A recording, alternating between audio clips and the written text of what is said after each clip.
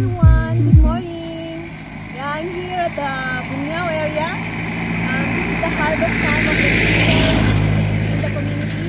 So I want you to see also and to witness how they are harvesting their palay or rice. So please come and join me. Buenos días con ustedes, taquillar.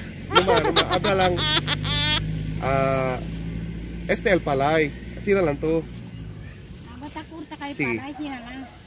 Así te sira man wave to. Este el palay. Batakurta kay palay. Gracias. Gracias. Sí, thank you, ma'am. Sí, kay Ara, ma'am, no? Sabi to, el palay Ara, bien barato, kabar, tabende, karo kayo. No?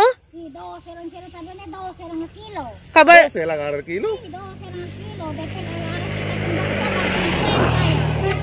Namanikaan ko 14 sa magaha. Ano, silang kita na mo, no, Leo? Ali kung ano? siya tabi, nakilayak ta kumpra ki, ma'am. 4 kilo.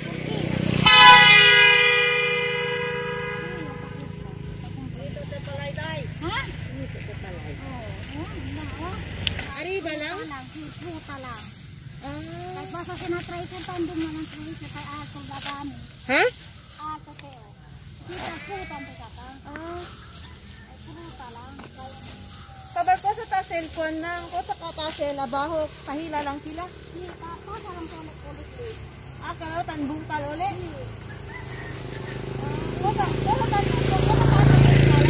Naktora or ko sa? Ako ng makina. Makina lang. Never traktora.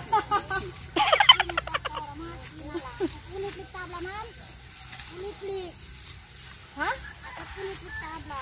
Ay, sina? Si, kapag kinaruya na taman ele. Ah, Kabung ka lang. sina? Kailan kami kakao. Fruta lang. Kinabiba lang. Sila lang. Kabartan, kung sa mang tan palay, yasi. Ang try silang yun. Ah, kabarta bende tamin istede sa kuwan, nakadat pala. May lang kami. Ha? Ako may lang kami.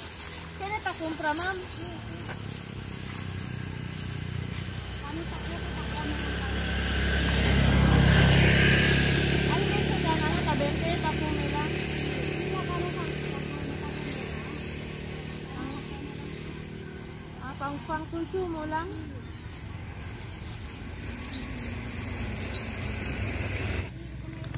Oftenly we found pests in the rice field, such as kuhol or edible snail. And shockingly, kuhol has lots of health benefits, which include omega-3 and omega-6 fatty acids.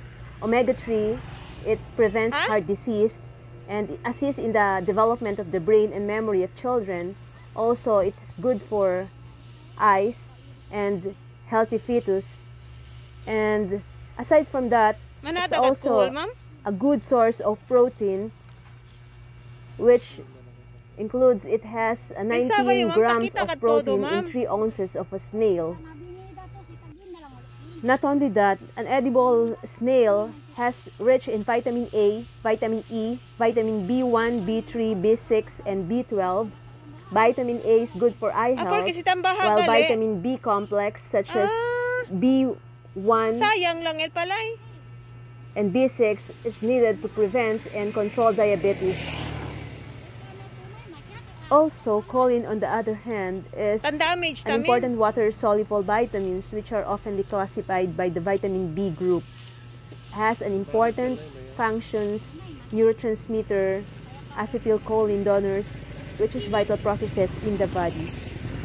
Other important minerals and nutrients that can be found, such as iron, magnesium, phosphorus, and selenium. These elements are very essential for supporting the body, such as for cancer and heart disease, for selenium and phosphorus for healthy gums and feet, and for iron to support hemoglobin and anemia, and the magnesium important roles for the enzymatic reactions for bone metabolisms. So check this out, because snail also has bad side effect to our body, such as it has low calorie, zero fiber, and has high cholesterol. So anyone who has cholesterol exceeds the normal limit should not consume snail. So tips for processing snail meat: to cook the meat for consumption, better to choose the bigger size of snail and remove the shell mainly from the middle to the head. And we have to remove the meat alone and to do some series of cleaning and kneading, drain back the snails from ready to be processed.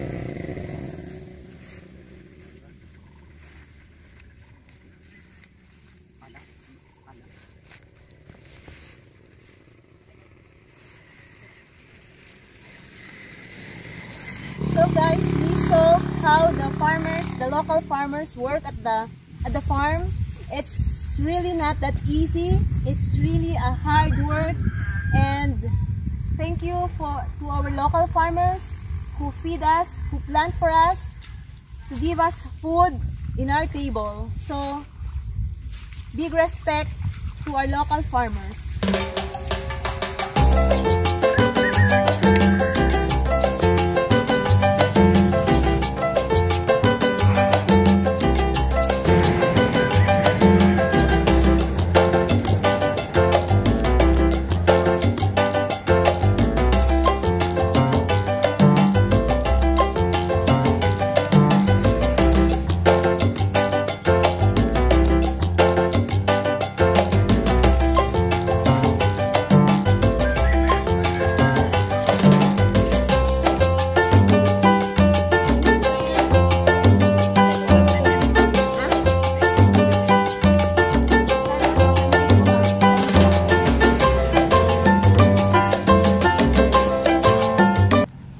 If you learned something, please give it a like, share, and comment.